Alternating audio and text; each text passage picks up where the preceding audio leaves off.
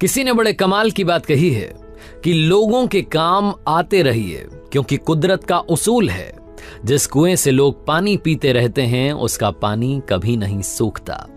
Hi guys, मेरा नाम है आरजे कार्तिक। एक छोटी सी कहानी भगवान गौतम बुद्ध की। ये बात शुरुआती दिनों की है, जब भगवान गौतम बुद्ध अपने शिष्यों के साथ में भ्रमण पर निकले हुए थे। गांव से गांव, शहर से शहर जाया करते थे, प्रवचन दिया करते थे, अपने शिष्यों को रोजाना कुछ न कुछ नया पाठ पढ़ाते थे, नया लेसन सिखाते थे, उन्हें समझाते थे कि जिंदगी का मतलब क्या है। एक बार ऐसे ही भ्रमण करते करते एक गांव से दूसरे गांव के लिए निकले थे। रास्ता काफी लंबा था, चलते चलते देर हो गई, दोपहरी का वक्त था, बड़ी जोर की प्यास लगी थी। तो एक बरगद के पेड़ के नीचे आराम करने के लिए रुक गए।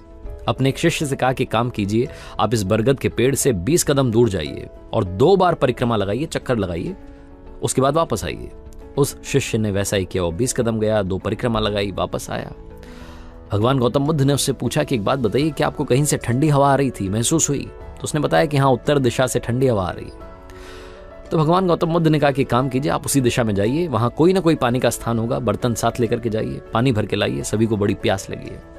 शिष्य ने वैसा ही किया। वो गया और उसका सरप्राइज ये था कि वहां जाने पर मालूम चला वाकई में एक तालाब था, गांव का तालाब था, जिसमें गांव वाले कुछ ना कुछ एक्टिविटी कर रहे थे। कोई अपने कपड़े धो रहा था, कोई खुद को नहला रहा था, नहा रहा था, कोई अपनी भैंसों को नहला रहा था। उस पूरे तालाब का माहौल गंदा हो रखा था, इतनी भीड़ वहां हो रखी थी, सारा पानी मैला कर रखा था, गंदा पानी। उस शिष्य को उन गांव वालों पर गुस्सा आने लगा कि ये नहाने की जगह है, यहाँ पर आके कपड़े धो रहे हैं, यहाँ पर ये कर रहे हैं, वो कर रहे हैं, भैंसों को नहला रहे हैं, पूरे तालाब का पानी गंदा कर दिया है, स्वच्छता नहीं रख सकते। वो बहुत कुछ अपने मन में कहने लगा, गुस्सा करने लगा, क्योंकि उसे अपने गुरुदेव के लिए बर्तन में पानी भर के ले जाना था।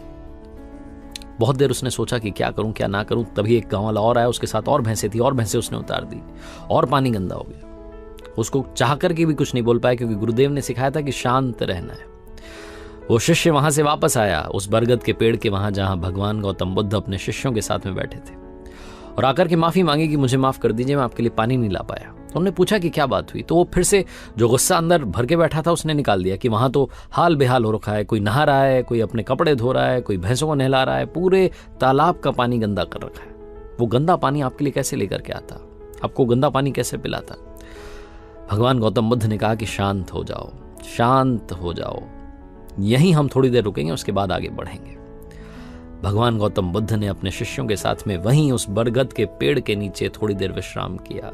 घंटा 2 घंटा बीत गया। उसके बाद में फिर से उसी शिष्य से कहा कि काम कीजिए, फिर से उसी दिशा में जाइए, उसी तालाब में जाइए, बर्तन लेकर जाइएगा और अब की बार पानी भर के लाइएगा, तब पानी पिएंगे। उसे समझ में नहीं आया कि ये क्या इलॉजिकल सी बात हुई, मतलब अभी तो गया था, वहां गंदा पानी है।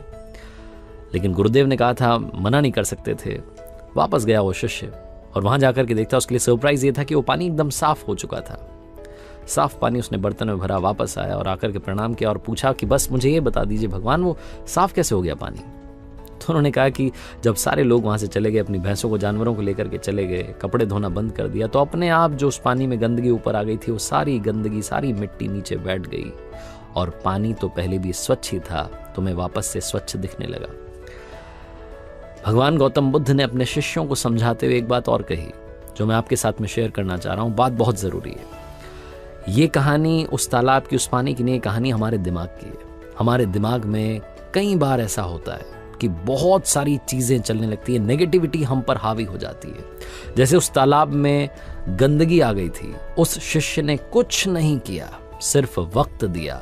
भगवान गौतम बुद्ध ने कहा यहां विश्राम करेंगे, घंटे 2 घंटे के बाद फिर उससे कहा कि वापस जाइए और वहां से पानी भर के लाइए। कुछ नहीं किया, कोई एफर्ट नहीं किया, कुछ नहीं किया, अपने आप वो गंदगी नीचे बैठ गई। वैसे ही माइंड में जब नेगेटिविटी हावी हो जाए तो कुछ नहीं करना है, अपने आप को टाइम देना है। अगर आपको लगता है कि आप पर गुस्सा हावी हो रहा है, आप किसी से लड़ने के मूड में आ चुके हैं, आपने बस लड़ाई करनी है, बहस करनी है, उल्टा सीधा बोलना है, कंट्रोल कीजिए, अपने माइंड को काम रखिए, कूल रखिए, कोई एफर्ट मत कीजिए, समय पर छोड़ दीजिए। कुछ देर के बाद आपको लगने लगेगा कि शायद आपकी भी गलती थी। छोटी सी कहानी है लेकिन बहुत बड़ी बात सिखाती है। वक्त दीजिए, सब्र रखिए। तालाब में गंदा पानी साफ हो सकता है तो आपके माइंड में भी जो गंदगी है वो भी नीचे बैठ सकती है और जो पॉजिटिविटी है वो आप पर हावी हो सकती है।